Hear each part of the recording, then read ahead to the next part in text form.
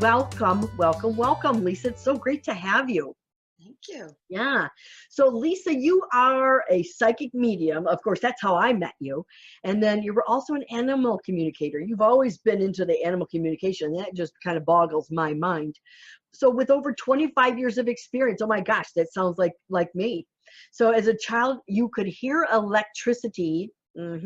See colored energy dots that could also be manipulated into shapes and telepathically communicate with your pets. And do you know what? I think you are the only person besides myself that could see energy. You're the only other person that I've ever heard of that could do that. And I'm not saying it's like makes us any more special. It just might make us more weird.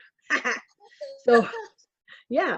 So you earned your bachelor's in metaphysical sciences from the University of Metaphysical Sciences and you're working on your doctorate in mediumship. Very cool. Very cool. You are a certified soul retrieval and shamanic and Usui Reiki and also crystal light color balancing. We'll get into that too to see what the heck that is. That sounds pretty cool.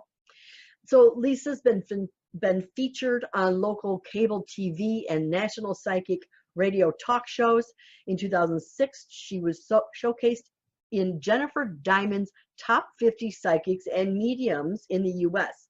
Whoop, whoop, girlfriend. And is featured on Bob Olson's Best Psychic Directory with over 500 positive views. Now, that just blows my mind because I have 300 some. So 500 just kind of blows my mind. I thought I was doing good. Yeah. So when we get the show notes, you'll be able to contact Lisa. It is on my Facebook page, but her website is lisamillerpsychicmedium.com. The email is lisamillerpsychicmedium.com @gmail. And the phone number is 484-798-4972. Without further ado, welcome, welcome, welcome. Hi, everybody. Yay, yay. So how did you get started in animal communication? Like I said, I know you've done this since childhood, but what made you finally think, hey, these guys are actually talking to me? How do you figure that out? Really simple. I had already been doing my mediumship and went to somebody local in the area who was an animal communicator, and showed her a picture of my little kiwi. It was a little gray cheek parakeet that I had that I lost. Love of my life. And 10 minutes she nailed it, and I was just so blown away. And she said, you can do this. Yeah, okay, no, I can't. And I don't even remember how that transitioned, but I'd say for the last 6 years it has become almost my sole focus in my work. If you look back in my testimonials, everybody in the last 6 months has been animals. I put it out there. That's really what I want to do. I love my mediumship.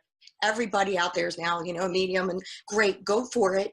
But, the animals, I think back to when I was a kid, I've always been attracted to animals. The ironic thing is I'm highly allergic to cats, dogs, horses, everything. So it's really weird. Birds, I have birds, the dust. But it works great doing it remotely on the phone. It's perfect. It's perfect. Love it. Very good. I did just thought, Lisa, and it just blossomed. You know what?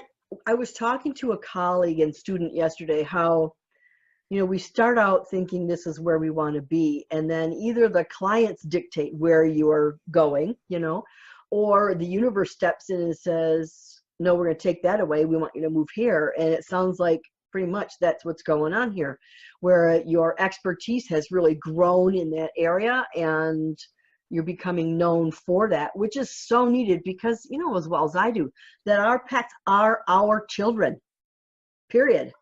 Yeah. Right? So it's such an important thing. Oh, yeah. Yeah, it is such an important thing. So can you also work with deceased animals? Absolutely.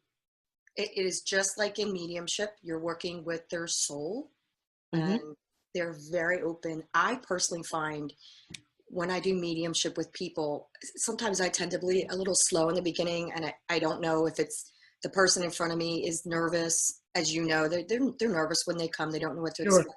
But with the pets, when you're working in partnership with your sitter and the pet in spirit, before I even crack the computer open, I work with photos because it's the quickest way to connect through the eyes. Bam, they're already, once I'm setting my intention, they're already coming in with signs and symbols and funny little, oh my gosh, they're hysterical. They love to come in like that so that the sitter is then no longer nervous. You go right in. You go right in. Just, they're mind blowing. That's neat. So this is like way off script, I guess. Not off topic, but way off script. But it's kind of made it triggered my mind. Do animals reincarnate? Yes, absolutely.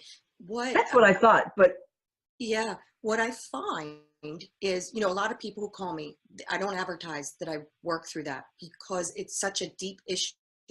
When somebody says to me, "Is my pet coming back 3 days after they've passed?" I understand their desire to, oh my gosh, to sure. connect with their baby. But I tell them, you know, let me work with the soul purpose first. And that takes some time to dig. You don't just get that. Let's start from, instead of going from A to Z, let's get this stuff in the middle and then let the pet tell me. And often that soul mission will dictate whether they're finished with that person or not. That's really cool. What are some of the reasons someone would contact you for animal communication? Most of the time, it is based on a behavioral issue. And I tell people I'm not a behavioralist. I tell it from their point of view, what they're willing to do for changes for the highest good of everybody involved. Or they want to talk about the biggest one I'm finding coming into from the universe is end of life. What do they want and what are people ready to do? Ah, that's Medical. good. Yeah, oh, it is great. Medical, they want me to just, hey, how's my baby doing? And of course, I have to counsel them. If you really, don't take my word for it, but this is from their point of view. They'll point to their back and say, that's where I hurt. And I don't know the medical, so I tell them, go check by a vet. Those are three of the biggest ones. Of course, they're passing. They want to know, are they safe? Were they happy with me? Did I do the right thing? Are Uh, they, just like people, we want to know yeah, that from people. Same yep, thing. absolutely. It's so interesting because, I haven't had an animal in so long just because of my schedule. I'm never home. Um, so it would be difficult, but that unconditional love from your animal, even if it's a persnickety cat, but they're always there. They feed on your emotion and they know what you need even without asking. And that unconditional love, like I said, is just, it's amazing. It really is amazing. So I love that there's people like you in this world that can really get some answers from the animals themselves. From the animals themselves. Well, you know what, everybody, all those that are listening in, if you'd like Lisa to connect with your animal or just answer a question pertaining to your animal, please raise your hand either down below or up above. You can either touch a screen if you're on the phone or on an iPad or whatever, or wheel your mouse around on the screen and then you'll see raise your hand down there. So I will know that you want to communicate. So we do have someone that is ready. Debbie's wants to ask a question. Are you ready, Lisa? Yeah. Okay. So keep in mind, everybody, Lisa will ask you some questions about the animal, what kind of animal, that kind of thing, the animal's name or whatever. So, be ready to bring that up. Debbie, we've got you live. Hi, girlfriend. Hi, how are you? Good, good. Thanks for Well, listening in. and thank you. This is fantastic, of course. I love Lisa. Oh, I won't go into any details, but which one? yeah. Both of you, as a matter of fact, Lisa Bousson, is that how I'm pronouncing that Yeah. right? For inviting Lisa Miller on, and of course Lisa Miller because She's awesome. she's a family member and I love her dearly. Oh, so you paid her, did you, Lisa? No, God, no. I did want to ask Lisa. So Lurch, my greyhound, sustained a pretty nasty injury about a month ago, and I can see how he's healing. But I guess I want to know traumatic, how he's dealing with it. And I don't know if he would share or you could see what got him and led him into that spot where he sustained his injury. But this is the kind of, I think of my poor boy. Oh, Deb, the one thing that he's showing me, I know he's got a little boot on him just from the picture that you had posted, and you and I don't talk about it, but he gets a little frustrated with that boot. He's showing him like if he's going to wiggle it off, like he wants it off. And I feel like he's very youthful in his energy and wants to get that off as soon as possible. He still has a little bit of, I can feel it real deep down to the bone. So I don't know what his injury was, and I don't want you to say anything. But he's helping me understand that it goes a lot deeper than just like if it was a laceration or whatever he did. He's also a little, this is kind of funny with him. He's also a little, I don't want to say embarrassed, but I almost feel like he puts his head down a little bit, like not in shame, but he's really goofy. He doesn't really understand, what did I do? Right. What did I do? Why do I have this? You keep talking to him because I know you're really good with animals. You know, just baby, it's just going to be a little bit longer. Even when you take that bandage off, be careful because I feel like Lurch wants to go full. I can tell you, Lisa, it was just taken off yesterday. Good. It's just yesterday. He has no more bandage. And yeah, he wants to go. And when I brought him home from that vet, he got that coat off his head, and him and Leah must have been running around the damn yard. And that's the first time he has in a month. I'm sorry, but okay, Deb. Yeah, well, very good. Very good. Thank you, Deb. Thanks for tuning in. All righty, so that's great. That is really great. So you tune into the energy, and I love, honestly, Debbie, I love the name Lurch. That just cracked me up. I thought that was funny. So they can communicate with you clairsentiently, clairvoyantly, clairaudiently. What are the main ways that you feel like animals communicate with you?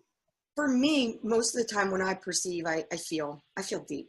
So I can feel a lot of their emotions. If they have physical pain in their body, I can usually feel where that is, how that manifests for them, if it does at all. Some of them don't feel it. They won't let me have it, which I love when they don't let me have it. Visually, they're very visual. They will give me, whatever they're seeing from, I feel like I'm in their body, Right. I feel from their point of view what I'm seeing. And so I don't always interpret the signs just like a mediumship. We're not really meant to do that. We could be wrong. But usually they're very good at explaining multiple ways that they understand those signs or symbols. And then it's just telepathically. And that's the order I work. But then it's up to the pet. Mm-hmm. And their ability. Oh, yeah. And their ability. I mentioned this to you before. It's funny because I had done some animal communication a million years ago. Not my forte, I will have to say. But my sister had a dog who truly, I really feel was had ADD or ADHD, because the dog would bounce around. And when I tried to communicate with him, he would not maintain eye contact, because that's how I would communicate, telepathically, pretty much. But this dog, I'd look at him and he'd go like this. He'd look at me like, nope. He didn't want to be acknowledged. He didn't want to communicate. And do you see things like that in your practice? There are pets that, for the most part, I'd say 98% of the time, they're right in, and they know. I treat them with the utmost respect. I don't come at them with my questions. I tell people, get me. Now, I know on radio it's different. I have a few seconds, but I let them give themselves to me however they want, and that helps me understand their personality. But every now and then I get one that will give me the eye and then do this. Like you said, look away. And I'm like, babe, I'm here to help you and help you with your mommy and daddy. So they usually can stay. But the ADD ones, we'll be in the middle of a conversation, bam, they're off energetically. I have something to play with. I need food. Yeah. Squirrel. And I can't control it. But for the most part, they stay. And often people will tell me they come in the room when they weren't in the room. And right when I'm talking to them, communicating what maybe we need for changes to happen, the animals will come in. So they know, and they know I have the best intentions, and they, Of course. yeah, it's funny. That's really cool. So what's your process actually of working with the animals? It's really simple. I like I said, I set my intention that whatever we communicate is going to be for the highest good of everybody. But usually I do it with the pet in mind first, because they have the free will, as you discovered. They can do what they need to do. And then it is really, I just like to work with the photos, because the eyes are so soulful, and they give me their personality. Usually is the easiest thing I connect with, just to understand that. And then it's up to the people if they want to ask questions. Most of the time pets will answer them. Sometimes they don't want to. And then I just go. It's that simple. And maybe it's not that simple, but I've developed it to the point that for me, it's just lightning fast. But what people have to understand is the pets are going to give me what they want, not always what the mommies and daddies want. I love it. Yeah, I'm their champion, you know? Yeah, it's the same thing as you know with spirit communication. Our job is to serve the dog or the spirit, not necessarily the person who's paying for the appointment. You know, I know it sounds weird, and sometimes people think it's rude, but don't you want to know what your animals really say? Right, because your wishes and the animals' wishes may be completely different, you know? Yeah. So let's take another caller. I think I always say caller, but I don't know what it is. Somebody who's watching the webinar. Let's take the next watcher. So I'm going to promote Diana to panelist. And hello, Diana. How are you? Good. Oh, there's another country heard from. That's my dog, Wolf. I have a cat that my mother gave me as a kitten shortly before she passed away, and his name was Max, and he was with me for 16 years, and I lost him 3 years ago, and I'm just wondering, is he up there with my mom, or is he back here now? Let me just you have several that are in spirit. I just got to let you know, I don't get to choose who comes through for you. You have two different ones. You have a cat, a black, mostly black cat that's showing themselves, and you also have one that's kind of got like patches on it, different colors, like a. And please forgive me if this is not you. Sometimes other people's cats come through. They're maybe waiting in the panel, like black, tan, and white patches, and the fur is a little bit thicker than most. Okay. Either one of these your pets? No. No. Okay, so I apologize for that. It's just, Okay. I cannot, I have great notes. And this is how it works in real sessions too. Sometimes what comes through is also for other people, and I can't control that. Let me do this with you, because I don't have the time to spend the half hour with you. What color was Max? He was tiger striped. Okay. So he was gray and black and. Got it. Hey, you also, so again, this is what's coming through. Was he a little bit on the bigger side? Yeah. Okay, so that's how I feel for the most part. I don't see him, but I can feel him. He feels, he said, he calls himself Fluffy. Yeah, very fluffy. He says Fluffy.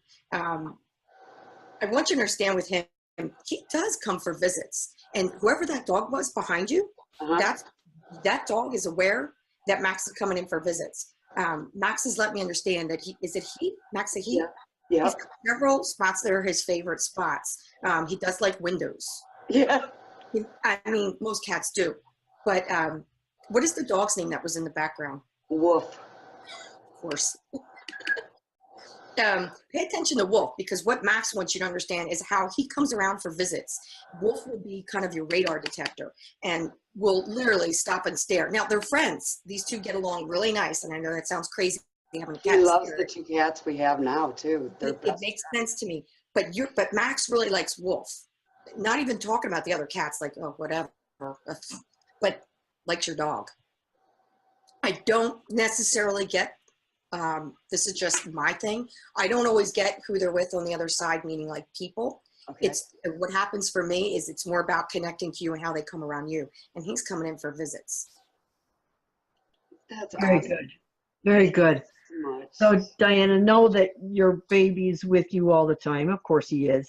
Thank you. I just love it. As Lisa said, there's there's reincarnation, and of course that means that there's life in between lives, just like in regular mediumship. Yeah. I have just always loved animals more than most people. And when I was little, I always wanted to be Dr. Dolittle when I grew up. Aw, that's awesome. That's awesome. Well, Diana, thanks for chiming in. It was great talking with you. Thank you so much. You're welcome, sweetie. Bye-bye. Bye. So the process of communicating with animals is really no different than communicating with spirit people, right? So one has really lent itself into the other. So can an animal, do you mix your Reiki or your healing with the communication as well sometimes? Well, yeah, I guess. Yeah, if that comes, it's not often. And you know why? Because I don't necessarily put that on my website with where people are ordering the animal communication session. I see, But gotcha. absolutely, if they're ill, I can send them Reiki energy, and they take it. Oh, sure. Oh, animals soak up Reiki like crazy. Yeah. Reiki, yeah. So everybody, if you don't know, Reiki is a Japanese healing method. It's a hands-on or hands-off. It can be sent to a distance. Also, R-E-I-K-I. I just wanted to add one other thing for Diana. That it doesn't stop. I stopped. Okay, go ahead. Needs to pay attention also to. There's something about the sparkles when Max comes in. Something in the window, whether that's like a wind chime, but it sparkles. To me, it looks like a little bright light, like if you had a crystal. And so she needs to just look for that. That's part of what Max is trying to show me. Very good. Very good. Very cool. Yeah, you're right. It doesn't just turn itself off, because it does linger a little bit. So how does animal communication bring comfort or healing after the loss of a pet? Like, how does that actually help the client deal with that? A lot of times, when they've passed, again, those same questions come up. A lot of them they've decided to put their pet down. Was that the right time? Was that the right decision? And so what the pets often will do will take me to their passing. Will let me get maybe that last 3 days of it. Or if it was 6 months, whatever because I'm a feeler, they'll let me understand what that condition is without people telling me. And then, they'll explain from their point of view what they saw, what they want their people to understand about that time frame, maybe how they were suffering, and that was a gift for them to be euthanized. And then what also happens for me is I tend to get signs. I get it. I guess I ask for it, so that when the call is over, they still have something to look forward to, something. Everybody wants a sign, whether it's a visual or a feeling, whatever that is. So I tend to get those kinds of things, and that brings them comfort to know that we don't die, we continue. Our life continues, just not in the physical realm. And a lot of the times the signs are very much recognized, if not immediately. The clients will write back and say, I didn't understand in the beginning, but then I did. And that's when they let me know. That brings me comfort to know they're here, they're around. Very cool. Well, I'm promoting Gorgeous to the panel. And could you repeat your name? Because I'm sorry if I massacred it. Oh, hey, is that you, Lisa? It's Jules. Hi. Oh, it comes up as Gorgeous. Well, Christian bought me this computer, and that's what he called me. So, yeah, sorry. Good to see you. I brought my sister with her pet. Oh, look at That's Fernando. This is Little Man. Fernando. And he has he's afraid of everything, especially my husband. And I don't know, what can I do to help him? Well, thanks for coming along. Yeah, thanks, Jules, for inviting. What's your sister-in-law's name? Your sister? I'm Cindy, and I've met you before. Oh, yes. She's my favorite as human being. I know it is. Well, I'm at work. Glad to have you. Come to work. So, Lisa, what do you think's going on with Fernando? I do have a question. Cindy, is he a rescue? Yes, he is, and I'm at least his third owner. Oh. Okay. And he was with a lot of dogs before, too. That's what he spent a lot of time with. I think he has all the other dogs' fears and that. I'm not sure. He's got a complex. First of all, he's got that little dog syndrome of, what's happening for him. He's insecure. He really is insecure about it. I don't feel like it's his size. I feel like it's been that he's been moved around a little bit. You are his forever home. And try to get him in there. I'm going to talk right to him. There. Look at him. See, he won't look. He wears a There we go. onesie. I would never get rid of him. I'm just. Fernando. So what I would do with him, it's not a male issue. It is a person issue. He's just kind of, it just so happens that it's your husband that's around him more often. Try to build him up a little bit. And I want you, I got it. Sorry, I'm talking to him. With toys, work with him with toys. Let him be the big man because he's just feeling like not everything is his. How long have you had him? Oh, that's because Over 2 years. Yeah, he's still feeling like I don't feel like I own things. Like they're like, look at him, he won't even look. Tell him about Abby, the other dog. Well, I do have another dog named Ebony. Ebony. She's older. She's 14 years old, and she is the ruler. She's the of boss. course. She is, Yeah. of course. So make sure that for Fernando that he has, because he's showing me toys. Like I need to own some of my toys, just mine. I don't want anybody else's.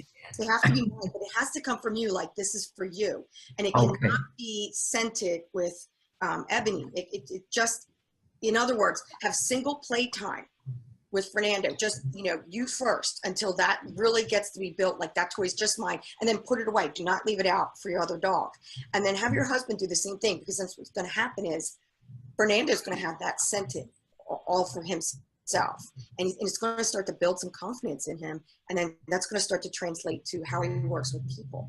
Okay. It's really that simple. It's just one little thing, and I wish I had more time, but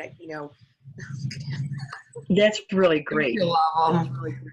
It's so funny because look at his little face is like, whatever. Aw. Look at- he does have a He little tends onesie. to tinkle, so Everywhere, so he has to wear clothes with a little pad in it because I can't potty train him. He was in a cage most of his time. He spent in a cage by himself with other dogs in a small room for at least 3 or 4 years. that makes sense. That's why he's like, I want something of my own. you're so cute. Yeah. And he spinned in circles. That's all he did when I first got him. And he does all left turns. Everything is left. It's all certain. He's sort of compulsive like a Sheldon from The Big Bang Theory. He has things that have to be certain ways, And that's okay. Well, thank you for telling me. I'm going to get him his own toys and I'll try playing with them. Mhm.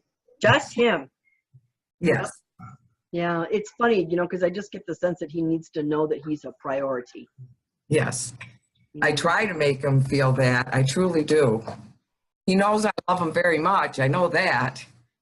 Well, of course. But like Lisa said, it's quite possible that he still feels like he's in competition or he's second fiddle, Right. with Ebony. So You're not second fiddle. great. Thank you so much. Thank you, for Lisa. tuning in. Thank you're you, welcome. Lisa Miller. Love Thank it. you. Thanks a lot. Bye, Kiss and gorgeous. love. I love your new hair. Perfect. Thanks. Take care, sweetie. That's so funny. I love him. He was so cute. Oh my gosh, he was so cute. Adorable. So yeah, I love it. All right. So that's interesting how they have complexes just like humans do. Rescues. I work with almost all rescues. There's something about them. It's interesting. They do have behavioral concerns, but they're usually very quick. Once somebody can identify what that is, they're pretty easy to work through it, unless they're really traumatized. And even then, they still have the capacity to love. It's amazing. We talked about how animal communication can help the people after their pet's passing. But do pets leave signs for their humans, just like humans do, or human spirits do? Yeah, they're very interesting. It's different it's different. It just depends. I can't even say that I have a particular one because I try to ask for unique signs. I'm sure you do the same thing. Don't give me the same thing that I don't want to know about pennies from heaven. Give me something really weird that your owner will understand. Yes. A lot of times they explain how they come for visits around, like if people keep the items, you know, the collars, the toys, where they're located, how they create like a sacred altar, pictures, all of those things. They let them know we're coming for visits. We know about your memorial to me. A lot of them like to, dogs especially, like to come in at night and be at the edge of the bed, and they'll show me what side and what's on the table. So like people understand, I'm not just saying this, Right. this is what your room looks like. You have a window here, this is where they are. So I love that they can give that. Now everybody wants to see a sign, but not, you know, it is that partnership of what spirit can give, what their best way to give a sign is, and then how we perceive. And what I tell people is don't get upset.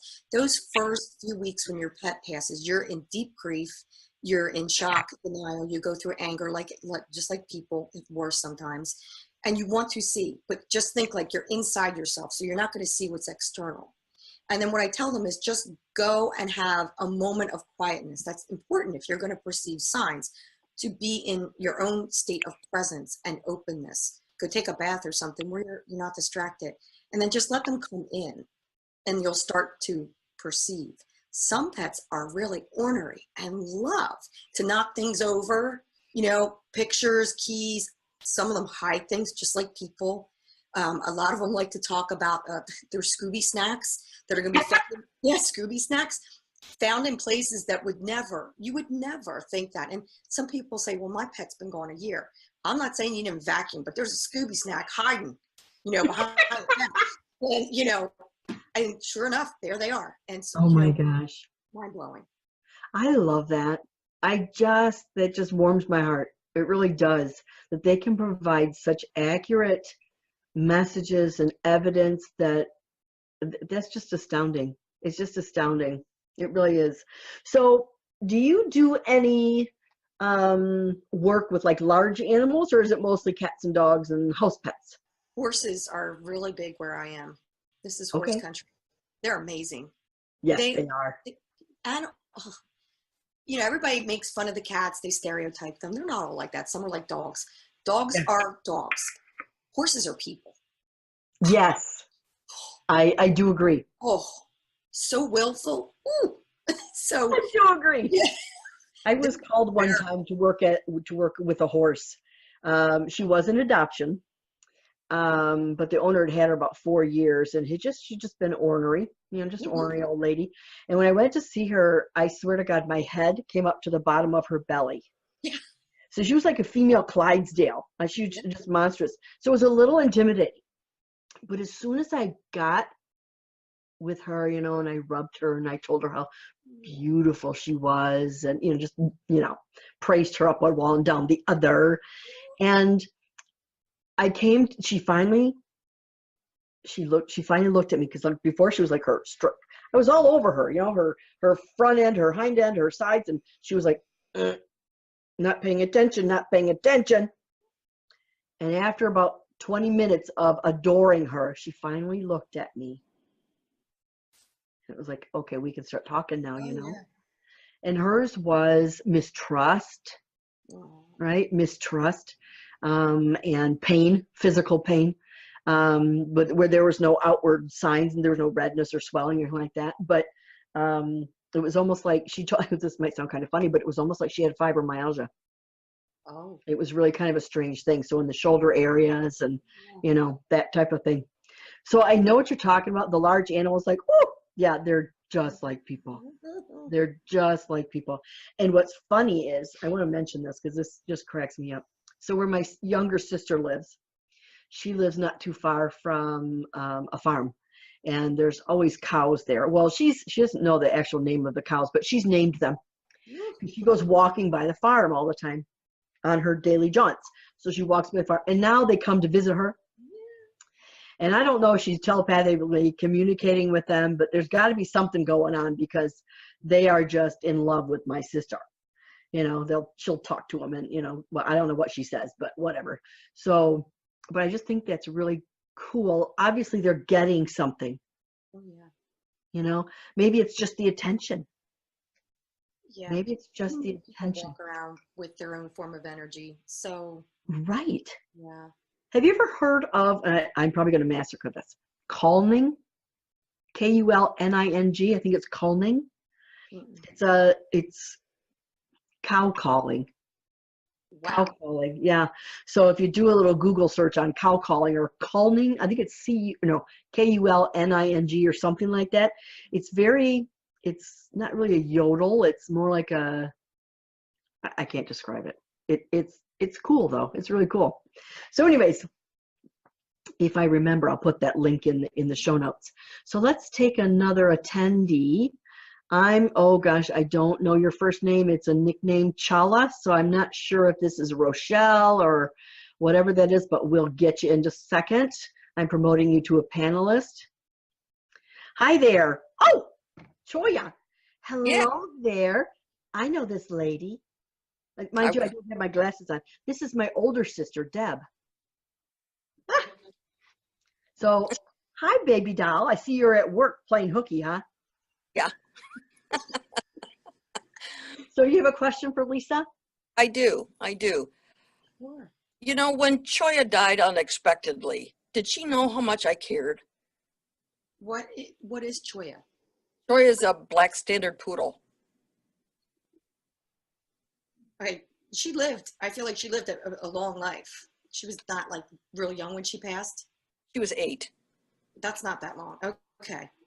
Do you have another one that lived to be more like 12 to 13 years? Yeah, we did. That's who's coming through for you. Who is that one?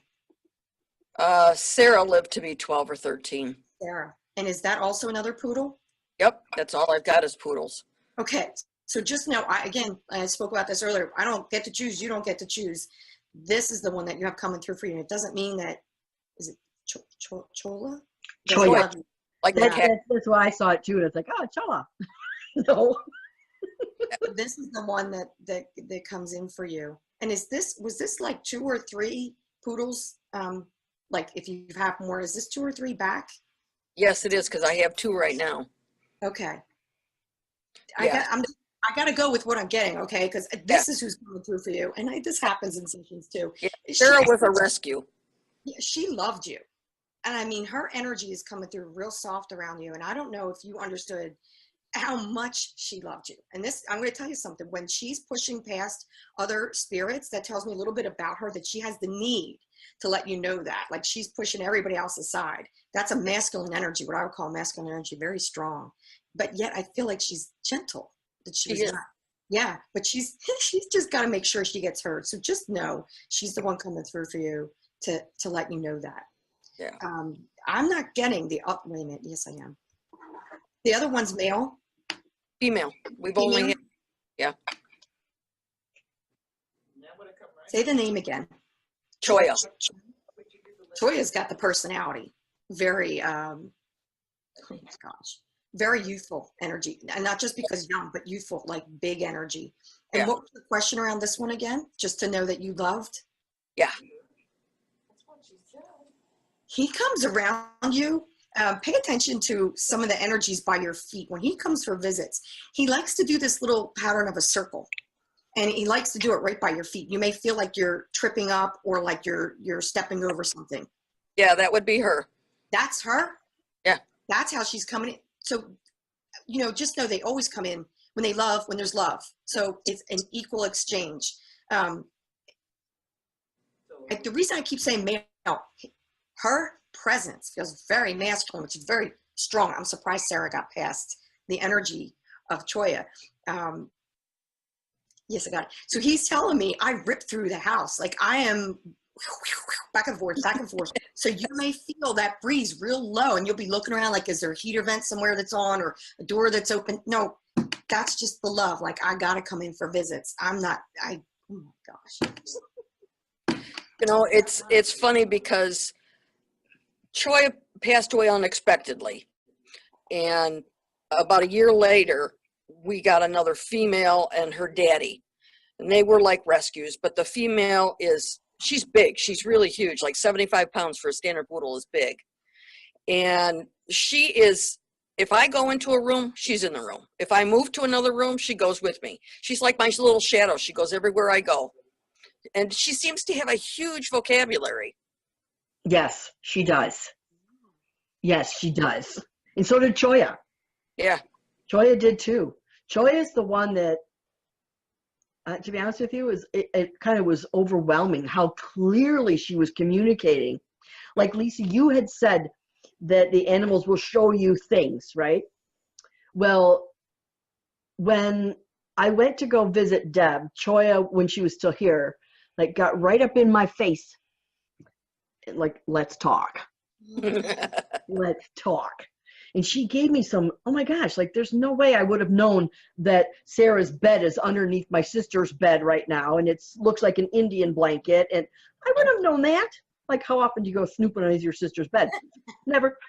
So, yeah, so Debbie's right. The communication with her while she was living, and even after she was living, is just astounding. Just astounding.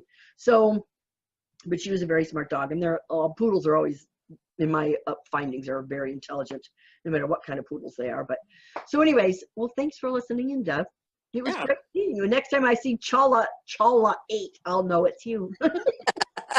Take care, sweetie. Love All right. you. Love you too. Bye. Bye-bye. All right. Now I'll let Deb get back to work. I love it. That was so funny. I didn't know her name was spelled with 2 L's. It doesn't make sense to me, but whatever. I love when the other pets come in too. I know. It was funny because it was Choya who told me all about Sarah, who I think I had met once, and I was really like, it's a dog, you know. But yeah, so it was really kind of a weird thing. So Choya was really the one who opened up my eyes about the animal communication, like holy moly, you know, holy moly. And when Choya passed away, it was probably about 3 or 4 months after that communication happened. I was actually working an admin job, and I was walking from the printer to my desk, and it was like, oh, I smell funeral flowers. Well, that was the day that Choya died. Oh. Yeah, so she came to me. She told me, like, hey, you know, I'm okay. This is what's happened. Yeah. So I called Deb, and sure enough. So when you communicate with your animals, of course, you need to know maybe the breed or the pet's name, whether they're living or deceased, of course, because sometimes, how do you know unless someone tells you if they're living or deceased? Because the energy is still the same, right? Yeah, you know, I've noticed very subtle differences. I used to work with missing pets, and I chose to stop doing that because I felt like, how do I say this? Unless I ask the direct question, are you in spirit? And if so, show me how. I'm always afraid, you know, that if someone's looking for their pet and I sense that they're in spirit, I could still be wrong. Of course. I mean, what I tell people is when they give me signs, I don't know where that is on a timeline, whether they were living or not, but this is what the pet will show. Mm-hmm. I suppose I could tighten that up. I chose to step away from it. So I want to know, living or deceased, you know, that's just me, but it's subtle. It's very subtle. Too hard for me to really know. No, I totally understand, because I feel the same way when I work a missing persons case. Yes. Yeah, you know that there's always room for error, of course. Yeah. And you don't want to tell the family the wrong thing. I totally get it. So Yeah. much responsibility. That's exactly it. And I know what you're talking about with people. Yeah. Yeah, because you don't want to be wrong for the people. You know, it's not that you give a rip about you being wrong for yourself. It's about you don't want to be wrong for your people, you know. So let's see. I'm going to promote Melissa to panelist. Here she comes. Hello, Melissa. Hi, how are you? Good. How are you? Well, Doing look who we have here. This is Brady. Oh.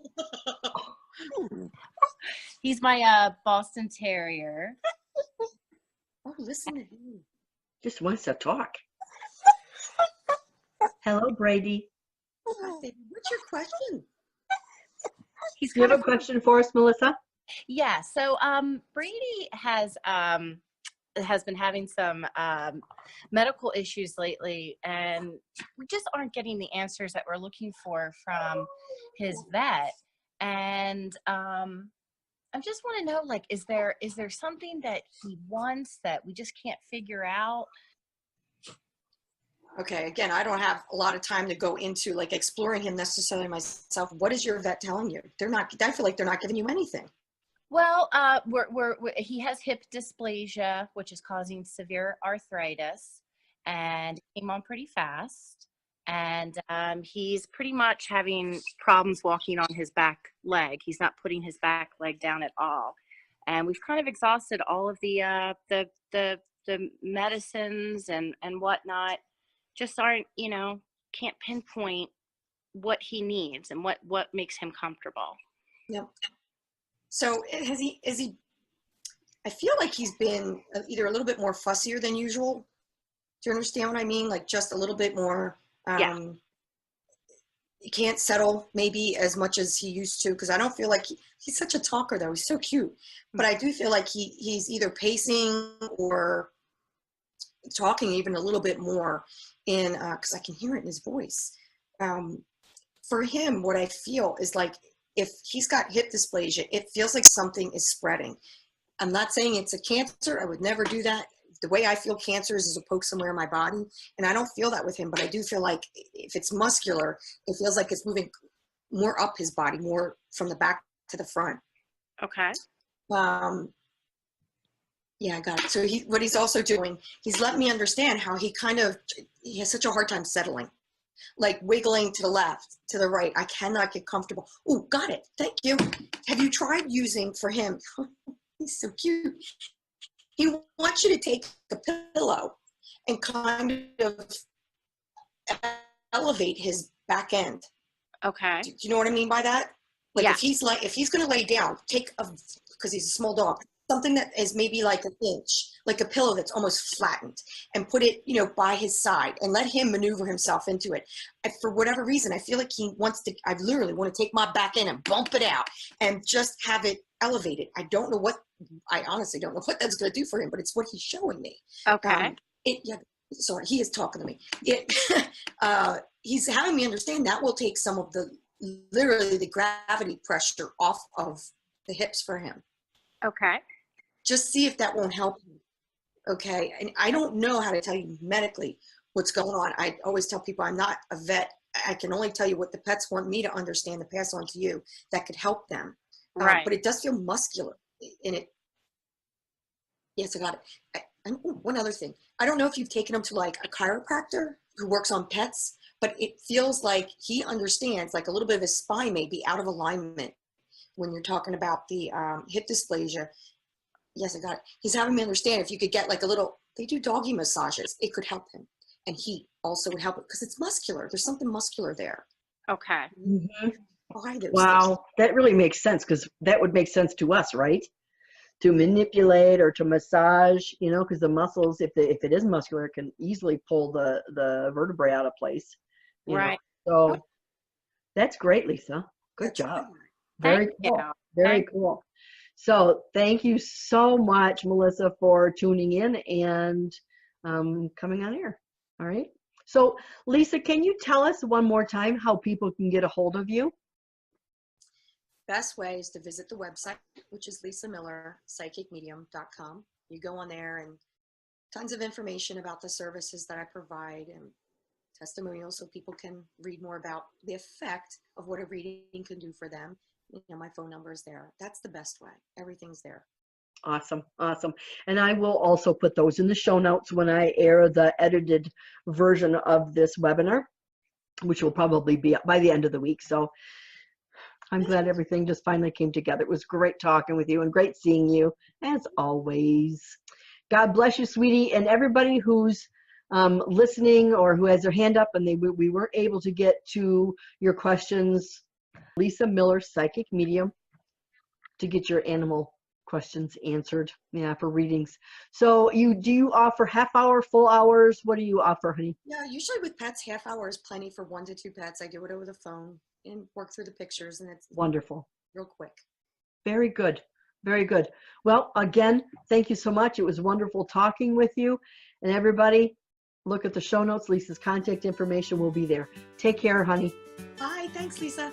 Oh, thank you. Bye-bye. Bye.